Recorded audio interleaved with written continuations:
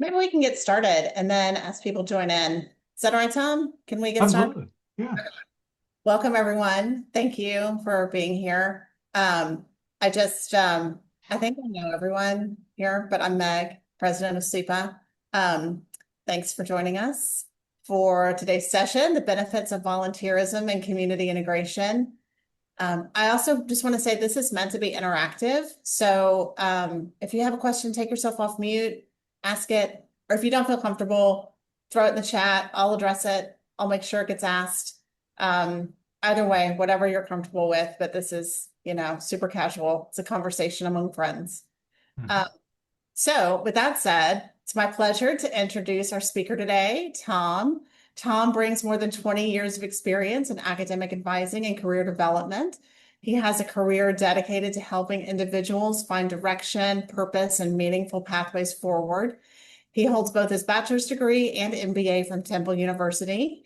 And he has also completed doctoral coursework in vocational education, giving him a strong foundation in both the theory and practice of career development. In his current role as Career and Education Development Coordinator at Spruce Mountain Inn, he focuses on integrating real-world skill building into treatment, which helps individuals navigate an increasingly complex job market. But what makes Tom's work especially compelling and so relevant to today's conversation is his ability to bridge career development with clinical care. He understands that building a meaningful life in the community isn't something that happens after treatment, something that can and should be built during it. So with that, I'll turn the floor over to you, Tom. Thank you. Oh, wonderful. Well, thanks, man. I'm so embarrassed. I, um, it's difficult Slide your, to hear there myself. you go. Oh, there we are. Okay. Okay. Okay. So here we roll. Yes. So yeah, it's my pleasure being here. And the thing about volunteering right now, so I volunteered to do this. So I am a volunteer right now.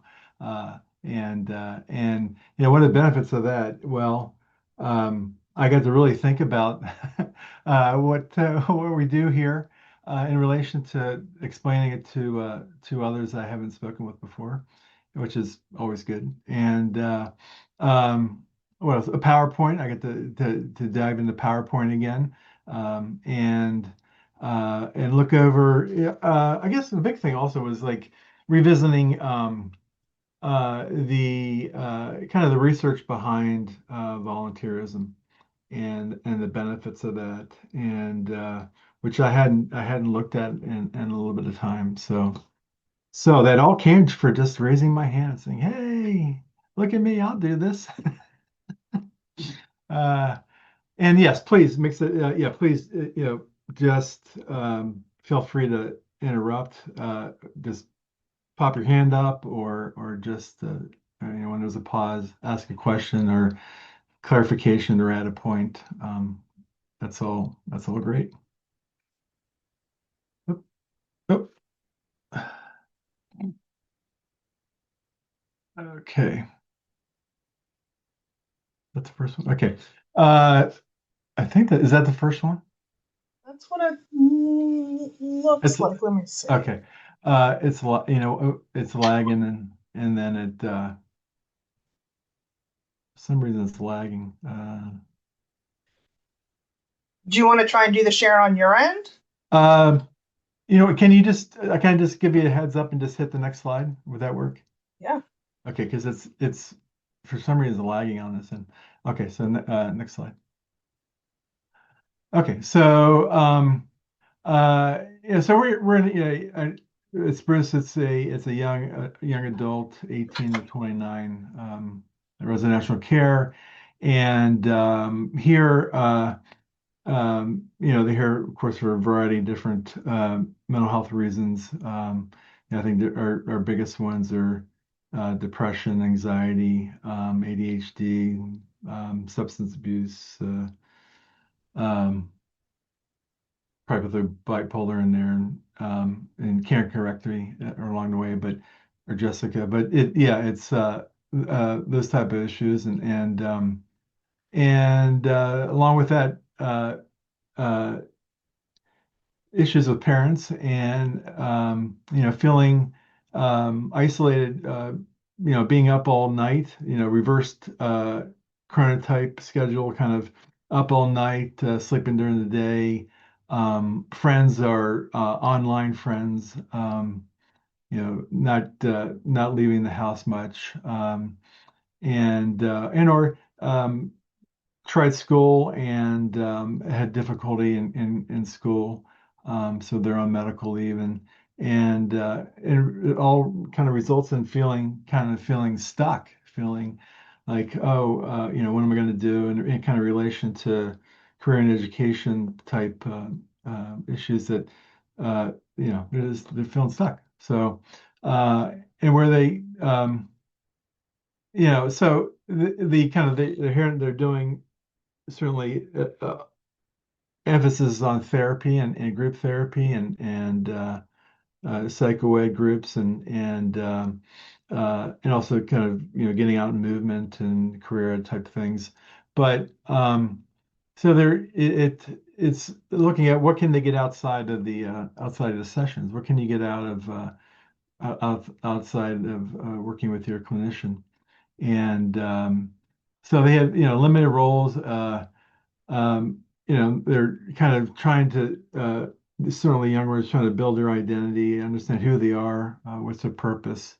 Um, Many have come here with no work experience at all, no volunteer experience at all. I've actually um, um, met with many that were more than a couple that had no prior volunteer um, or work experience.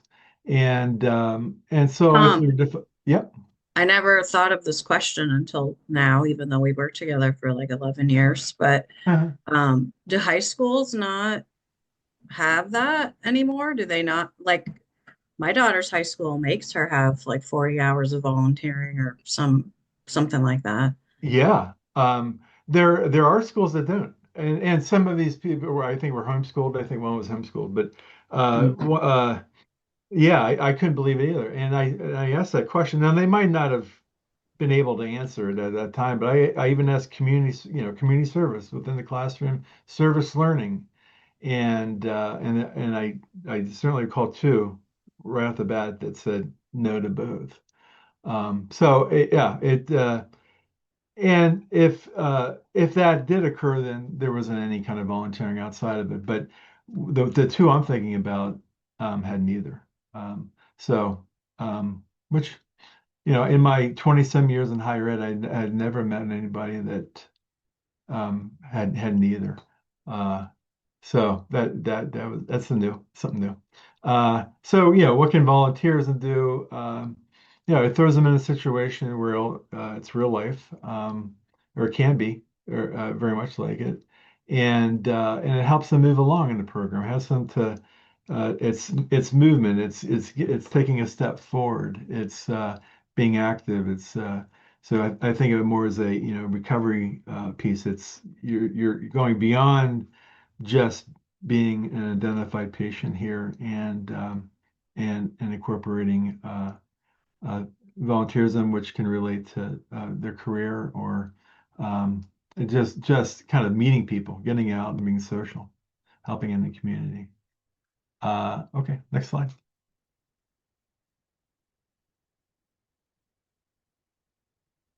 Okay, so yeah, I mean the benefits are many, but I think of it from from the career perspective. It's certainly a time to try out something of interest, at the very least, and to maybe take your education and apply it in a volunteer position, whereas you would do it with an internship at school. So some of these volunteering positions can be somewhat structured like an internship, but not without the academic part. Um, so I think, so I certainly think of that, and also career direction. And also kind of those things off the wall, things that they, thought they might want to try but haven't tried before. Um, and so from that perspective, it's awesome. But it also gives them a kind of sense of purpose and a social connection. uh, think of stress reduction, self-esteem, happiness, enhancing your mood, of course. Hopefully, it can lead to that. And it gets them physical because many aren't doing anything physical. In fact, I just did a value assessment with a group today, and uh, uh, all of them had as one of their least relatable values physical movement. So they did not want a career that involved a lot of physical exertion. Uh, so yeah, I can relate to that.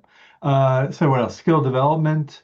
Um, um, Kind of, I think it's citizenship type things when they're out in the community. And another kind of big one I talk about quite a bit with them is the kind of the building of grit, resiliency, um, getting up, going um, uh, each week. We do it weekly, and just building in that sense of I can get through a few hours doing something that hopefully is of interest, and it's something that theoretically would like to do or want to do.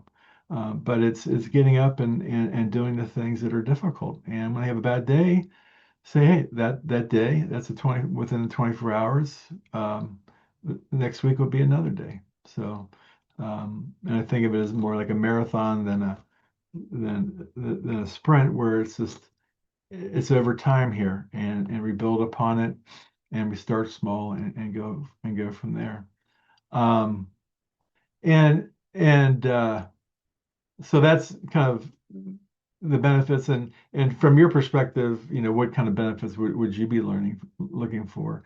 Also, kind of if you do have a program, kind of maybe talking about that a little bit, or if you've been thinking about developing a program, bringing that up at some point during this time, and then looking at if you are or would like to do something with volunteering, what would be some steps towards that?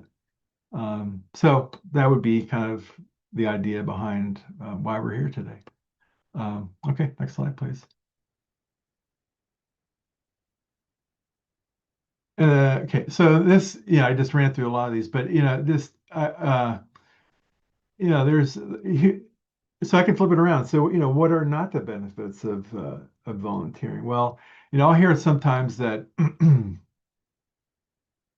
why should I give my free time and not be paid? What's the value of that? Uh, um, why do I need to go into a situation where I know it's going to cause major stress for me? What's the value of that? Why should I feel the need to help others when I'm hurting the most? Um, why should I work with a bunch of adults? Nobody's going to be my age, you know. So these, kind of the things that kind of the opposite of uh, what they'll bring to me sometimes are those types of thoughts, and just the kind of the commitment, like of time. And we're only talking typically usually at least typically at least 2 to 4 hours a week. um I that's for some that's like sensing like, well, that's a lot of time. I don't want to give that time to somebody else.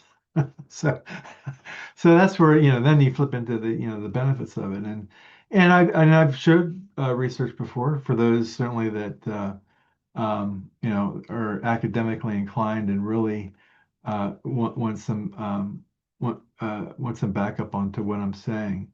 But I try to kind of relate it to what things that relatable, so things that they potentially done in the past, and for almost all, they've done some type of volunteering or know about it at least. And the difficult ones were, yeah, those are like, yeah, it was awful. And but typically they were awful because they didn't have a choice. They were forced into it. So it was like, forced volunteerism, which is I love saying at times, but or paid volunteerism too. Oxymoron. So but yeah, so looking at the benefits, there are many, and so those that are listed there, um, and again, I think from my perspective, the building of resiliency is a really big one, and also in my area, kind of career and education direction. Next slide, please. Excuse me. So benefits of the program. I mentioned this just a second ago, but and I think it does well to inform therapy, and it gives a lot of focus and meaning to the therapy. It allows for practicing of what's being covered. Um, it leads to bringing in things that typically wouldn't be discussed. And it's taking the theoretical, hypothetical to the real world. It's making things real. And um, so I think, the clinicians here find value in it. Um, I haven't found anybody that hasn't, so that's good. Also, yeah, it gives structured opportunities uh, to incorporate what you're learning in our psych-away groups, so CBT, DBT, and kind of skills development, do executive functioning, and kind of work-related skills development, like one-on-one with individuals here. It allows for getting the word out about Spruce for sure, and making connections with the community and saying, "Hey, what is that? I know there's this place called Spruce Mountain, and I heard about them. I thought they were some type of place I'd go stay, and go hike up the hill, hike up Spruce Mountain, or I know that kind of place. It's behind the post office, but don't you guys deal with uh, um, substance abuse people. So it it uh, it certainly allows connections to take place and kind of just correct misinformation. And for some organizations, they haven't had really the opportunity to work with those that have been working with mental health challenges. So um, it it's for some it's been a new experience for them, and from that they've been able to kind of open up their volunteer possibilities. Uh, and I've also said taking action. So it takes the milieu and that we are doing something other than just weekly therapy. We're taking what we're doing here, what we're learning here, what we're struggling with, and addressing it in the real world. So we're taking steps towards where we want to be, which is adulting stuff, which is wanting to be independent, which is wanting to um, go to school, or find a job. So it's taking action towards those goals. Um, Next slide, please. So why volunteering helps? So some of the kind of the biological, psychological, social identity type things.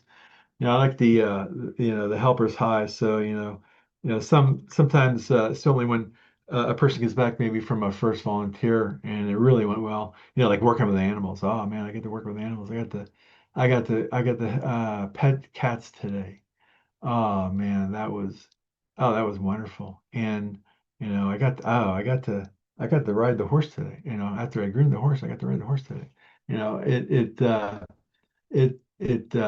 right, I helped somebody and a nice talk with a person at the senior center. So it's things that can release all those brain chemicals, endorphins and dopamine and serotonin and all those type of groovy things that are in our brain. And so it certainly will help with our mood and hopefully reducing the stress a bit. Um, it gives agency, it gives direction, it gives um, time to look at our values or to incorporate our values in what we do. Um, social. Yeah, I'm interacting with a person face to face. I'm helping somebody um, that's not on a screen, or I'm not I'm verbally communicating with somebody face to face rather than texting. So and connecting with others, making friends, uh, uh, feeling less fearful of adults or those who are in power. Um, and an identity kind of I am beyond my designated patient status. I'm beyond my uh, depression. I'm not just a depressed patient. Um, I'm more than that, and kind of developing a story of who they are. Next slide, please. Okay, so young adults task development, identify formation and who I am as an adult. So identity formation. So yeah, like I just said. So really, some I'd say would come in, not fully formed.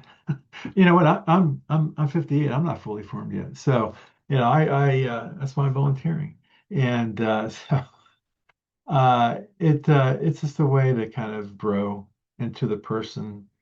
Um, I think of it as, the best version of myself. I want to become the best version of myself, and who I am as an adult, who I want to be. What do I want to do? Um, it's really big stuff. So, the transitions, these are all that we go through, and so addresses kind of it can help inform schooling, certainly further education. Um, thinking, meeting somebody at a radio station, a radio personality, and seeing that, hey, I don't have to, go and get a 4-year degree for that. I can just go start working at a radio station, and or being at a place where it informs what different programs they are. Some come in with very little understanding or knowledge of different educational paths that a person can take, that um, doesn't require a 4-year degree or a 2-year degree or um, a degree at all. So it helps with that, and work experience, and transitioning into paid work, and maybe not something that is would be the profession, but something that is a stepping stone to something they would like to do. And our goal is always to where a person would be living independently. Um, in relationships. So excuse me. Building relationships, feeling close to other people. Um, it can be difficult for many to have that feeling of closeness, or that they're worthy, to be loved by another, or be cared for, and giving that to another, and especially those who on the other end haven't had much of that. And I think of senior center sometimes. I'm thinking of a person um, was helping out at a community meal, and had developed a relationship with a person who came in for a weekly lunch, and ending up uh, communicating with the person beyond just once a week at the meal, and that person, the our resident felt that this other person was extremely lonely, and just wanted somebody to talk to, and was willing to engage with it, and from that really felt good about it. And the old executive functioning. So yeah, everybody. I don't think I've had anybody that hasn't had something that they can work on executive functioning, and so a lot of that goes into volunteering, practicing those type of things, so organization and planning and time management, emotional regulation, and all kinds of stuff. So lots of executive functioning work. Okay, next slide, please.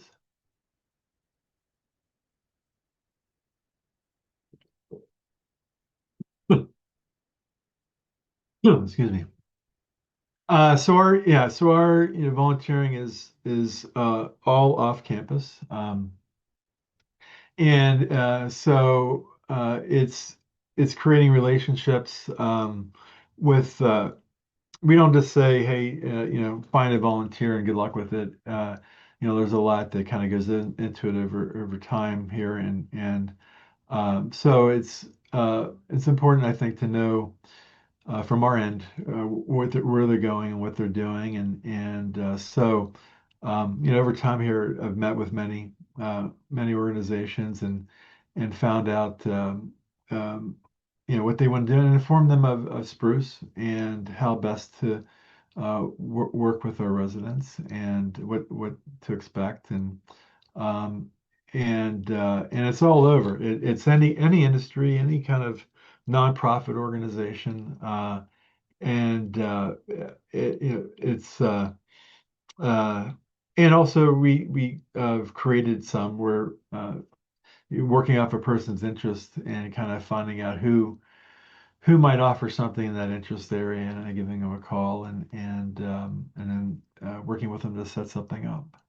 Uh, so I work certainly off of the residents. So and meeting them and finding out what are their interests, what do they like doing, what would they might like doing, what would they like to try out, what's their personality, um, what do they value, what organizations do they know about, what might be something that's kind of scary but not hugely scary to try out. Uh, and so it's all centered on the resident and um, as best as possible. So it's not a one size fit all. It's not forcing them into something. It's working with them to find something that would fit with them as best as possible. And that the volunteering positions are is clear as possible, and that tasks are identified and responsibilities and schedules worked out, and so that the resident knows what they're going into, and it's not a lot of gray area, at least not at the start. Uh, but many prefer that, and it certainly helps with reducing overwhelm and anxiety and stress, at least starting out in it. And then over time, it can increase. So we've had many that they go in.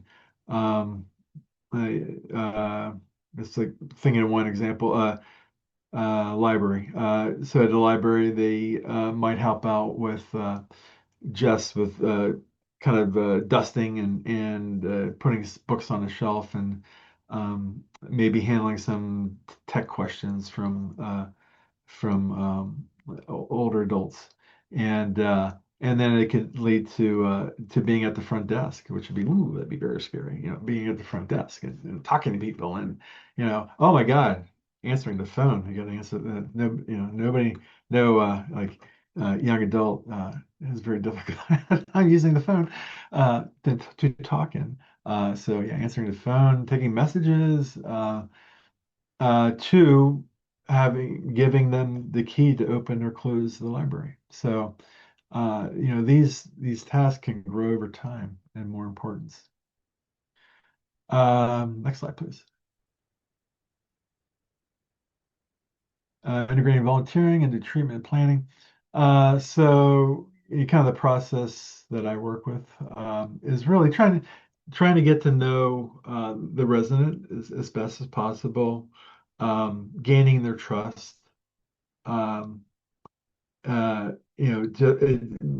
being judgmental, just and really just not thinking I know more than they do on what would be best for them.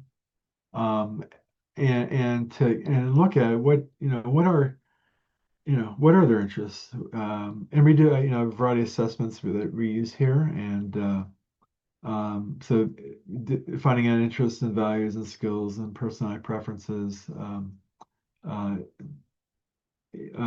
is a good starting point with determining volunteering. Also looking at, what are the challenges mental health wise, and what to look out for if there's any kind of safety concerns for them, and just the logistics of it all, from determining what it is to getting them there, and setting up so it's a weekly experience. And match, so as best as possible. Looking at and making a match between the person and the volunteer role that they have, and the goals and objectives of it, and what they want to get out of it, and what are they currently capable to do, and what might they be able to do down the road.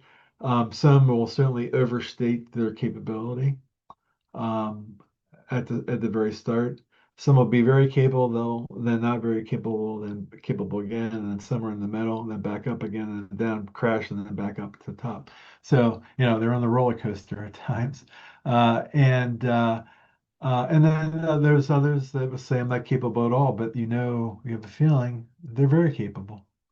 They're highly capable, and kind of working with them to help them to see that they truly are able to do these type of things. Um, Preparing, so expectations. What are my expectations of it? What kind of skills? What would they be able to use or want to use there? How are we going to get them there? Any kind of crisis situations on what if things go wrong? Wonder if weather-wise, here's weather a lot, so. If it's snowing heavily, is it we typically don't take them. So how are they doing?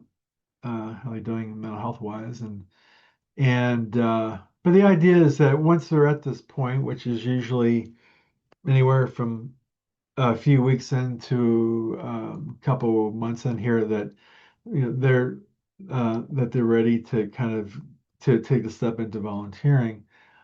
So at that time, fairly certain that they can handle what we're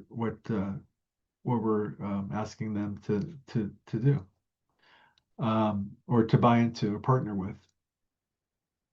Serving in volunteering, so it's serving in a volunteer setting, not volunteering here on campus. So that would kind of blur the lines between uh, blur the lines of the role here a bit. So, the volunteering would happen at off campus at an organization, and uh,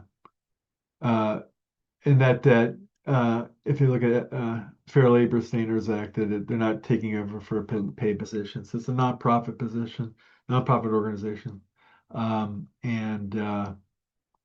looking at debrief. So this is just kind of talking about it after the fact. So that's what I do with them, and what they do in their therapy sessions, and in groups. Talk about that, and looking at things that went well, didn't go well. Were they see anything that triggered them? Did they have a feeling? Did they feel like they wanted to bolt at any time and didn't? Or that they didn't want to wake up and go, and they did?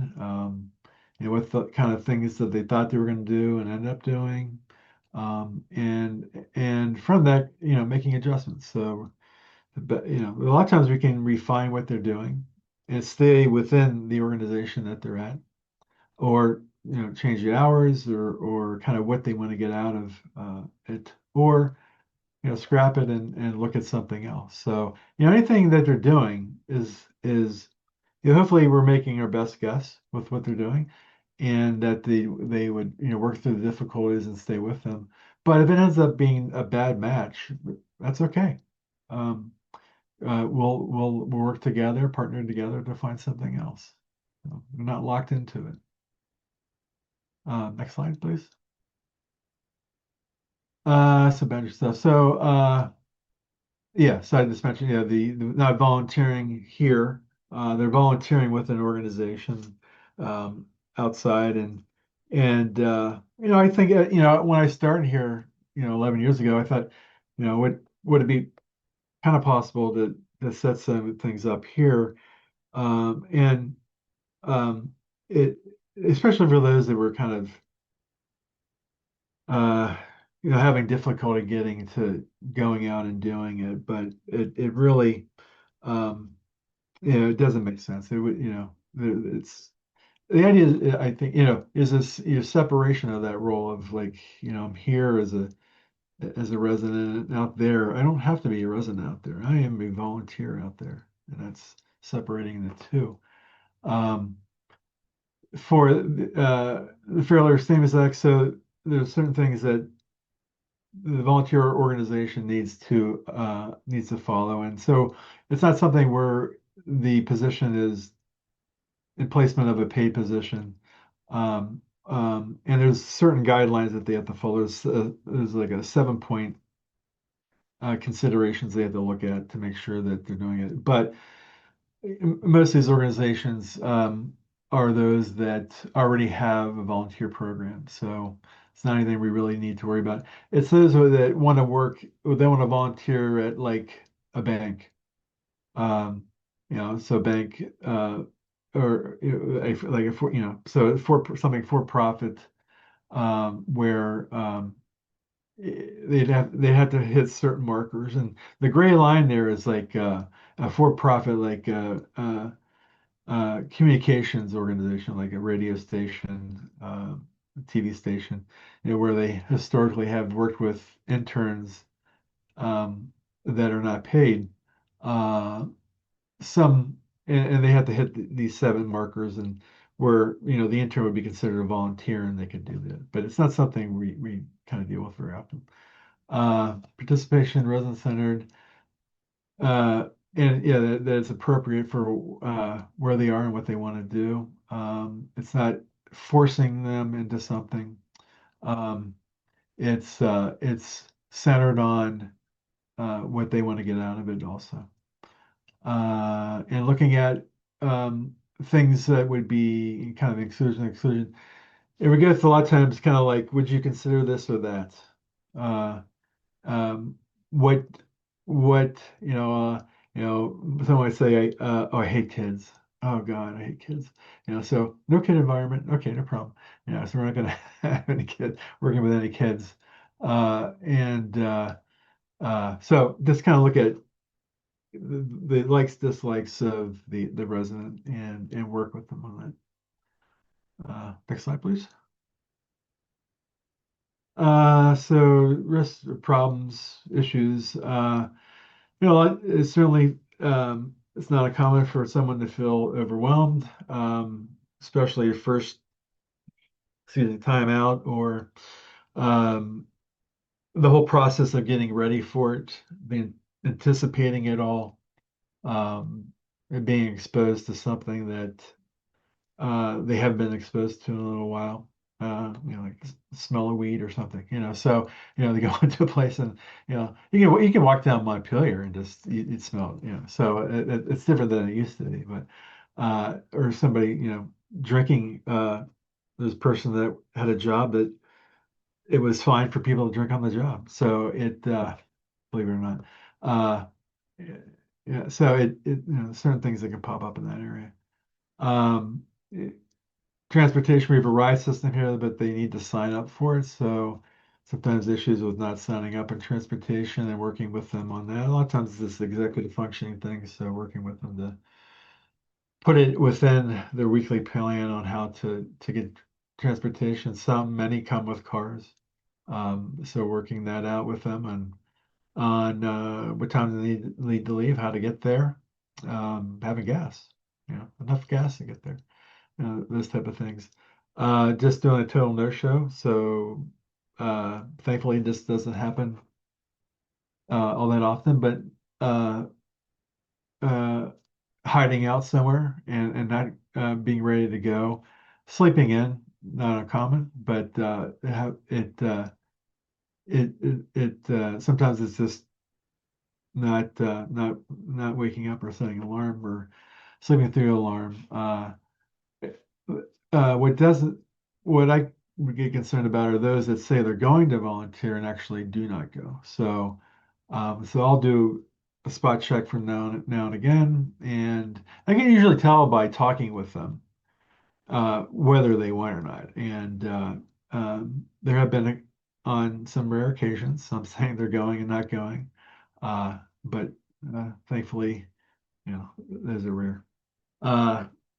And just sometimes the timing is off for the volunteer part of this whole adulting transitional program, and where we maybe just need to step back a little bit, and just find the right time for them to go out in the real world. Next slide, please. All right, so I love the name Hannah. So I did a little hypothetical here. So I'm asking you for some to be involved here a bit. So this is an example of, Hannah. So she's young adult, 22. Diagnosed with depression, social anxiety, ADHD. Very creative, as most of our residents are. Particular skill is video editing, especially with her TikToks and occasional YouTubes. And as I think I've probably 99.3% of the people here love animals, so she's an animal lover. And some of the challenges that have been identified are mornings are rough. Their chronotype is the night owl, and they're up having difficulty getting to bed, and mornings they kind of struggle through, and kind of adding the volunteer and at 8 o'clock is not advisable. And with social anxiety, difficulty with yes, social anxiety, crowds, and performance anxiety, if feeling like judged or on the spot, being spotlighted, and difficulty with time blindness, passing of time, very present day oriented, not future oriented. Um, kind of the discussion would be what might be one possible thing that Hannah could do, and what might be some goal for Hannah, or with Hannah, and what might be one risk. So opening it up to the audience, and I have it just set actually, or I'm just looking at my slide. Here we go. I can stop the share so everyone can see each other. I don't know if everyone can see each other or not. So hold, let me stop. So we can Yeah, I think it'd be best, yeah, if we did that. Yeah, there we go. Oh, hello, everybody.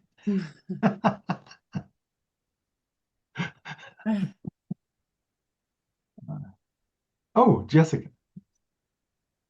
So, as I was looking at those strengths, and I don't know exactly how many of these opportunities we have around central Vermont, but I was thinking about the animal shelters that might advertise on social media, right? And if somebody's good at video editing and navigating that, I imagine a lot of people working in nonprofits don't have time to edit and make really cute videos. A plus. A plus. Yeah, Central Vermont Humane Society, and they do have a website that's not very good. Social media is fair, I think, from time to time. But I love the idea of combining those together. So, combining the love for animals with the video editing. So, Well, and when you guys are reaching out to sort of the local community organizations, what is your dialogue? Like, what are you coming to them and saying as you're trying to make those connections for your residents? It's ideally a meeting with them face to face. So typically I'll go there and introduce myself. And then from that, just have the elevator speech on Spruce Mountain Inn. And when any knowledge of what we do or who we are, any involvement with those who with mental health challenges and then from that and how they have the volunteer program set up. So is it something that can be done repeated weekly? Is it sometimes it's one-off things and those really don't work out well. Sometimes it's those that want a person to be there for at least a year, and so those won't work very well. And some what ask for a certain level of knowledge of what they do, and those might not work too. So it's really just a kind of uh, I think it's important, the face-to-face talking to them. Sometimes just reaching out to them, I'll send an email, but my preference is as best as possible is to go up meet them first and then go from there.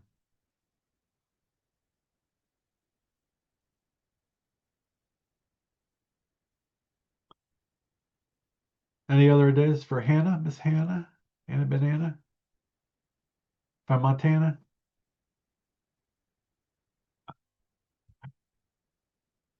Okay. So yeah, and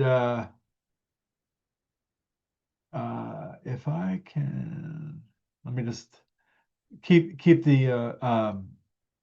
uh, the gallery up real quick, and I just want to pull up my uh, PowerPoint real quick. And okay, so this one is, I don't know much about you guys. So if taking this kind of hypothetical Hannah situation, what are there programs that you have in place, or is there something that potentially you're considering doing in relation to that? I guess how how might uh, this help at all, in what you do?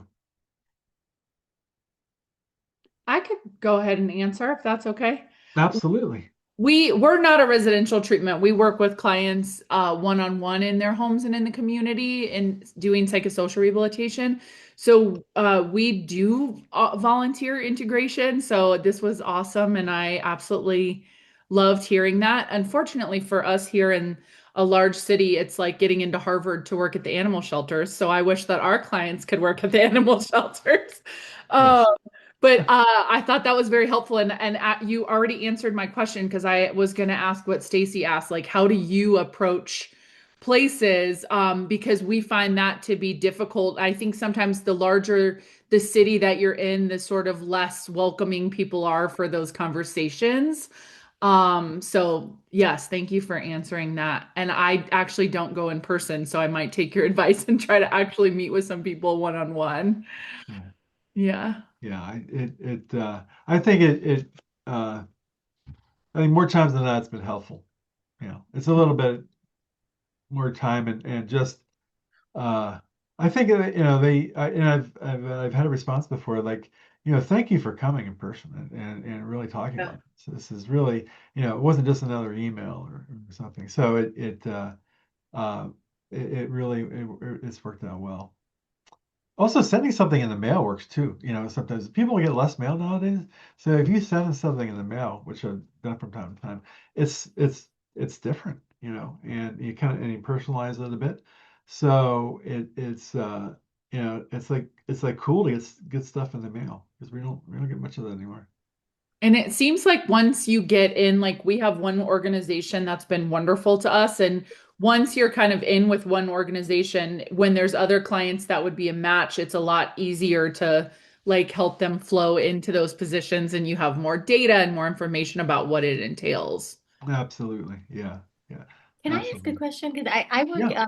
in a large city also in an IOP, and it does feel like the volunteer opportunities are very competitive, and it almost feels like organizations are really kind of setting these standards and expectations maybe almost to funnel out the people that might be available for only a short time or not available in the mornings. And so I hadn't even thought to really approach these organizations individually. I was just helping with the kind of generic online volunteer applications, which has not been particularly successful. Yeah. But because the interests and the skill sets of the patients vary so greatly, I think my thought is it seems like a wonderful idea to approach these organizations, but I would be hesitant in terms of what I would be able to even offer on a consistent basis in terms of volunteers. Does that come up, and how do you approach that? Yeah, it does come up from time to time. Thankfully, we have a lot of organizations that are willing to work with us. I think it comes down to they have it within their heart to work with us. So it's a challenge when there's a misconception of what we do, where what they're asking them to do is beyond their capability, and the potential problem of them no showing or being great one week and not so great the next week. So, so I think it's best from our end is I don't oversell. I don't oversell. Say this is where you're gonna get uh, uh, and that I think of it. If you think of it like a 16-year-old person. Or a 14-year-old, you're going to, you can think of those, sometimes, I don't kind of say it that way, but, you know, emotionally looking at their age, they're 14, so 16. So it says giving them a kind of a realistic view of what it would be like. And trying to, solve any, kind of organizational problems they have or any concerns they have up front. And so so that'll kick out a lot, not a lot, but it'll kick out quite a few. Especially those that have a hardcore of volunteers that are there all the time. Thanks, Karen. Yeah, so I hope I answers your question. Yeah, that was so helpful. Thank you. That's really great.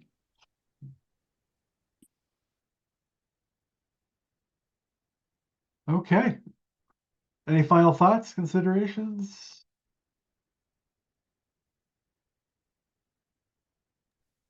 I I will, yeah. I'm sorry, go ahead. No, go ahead.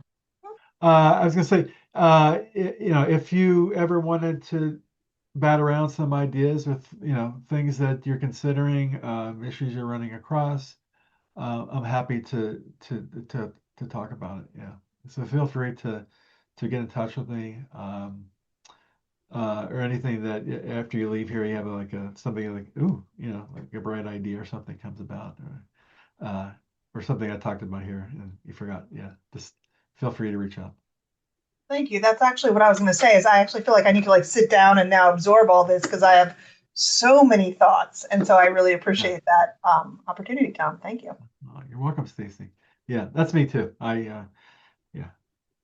I needed just the time wanted to to say, process. I wanted to tell you specifically the part where how to integrate it into treatment planning was so very helpful for me. So I just wanted you to know that for future presentations. Oh, great. I wrote all of those words down and we'll use them in that exact order. Oh, I loved wonderful, it. wonderful. Yeah. Well, thank you. Thank you so much, Tom. Okay. Yes, thank you, Meg, Stacy, everybody. Thanks for coming. I appreciate it. Well, thanks for donating your time, Tom. Yeah. Really appreciate it. Yeah, my pleasure. My pleasure. I love it. Okay. Thanks, everybody. We'll see you Bye. Thank later. you. Hi. Thank you. Bye-bye. Thanks all.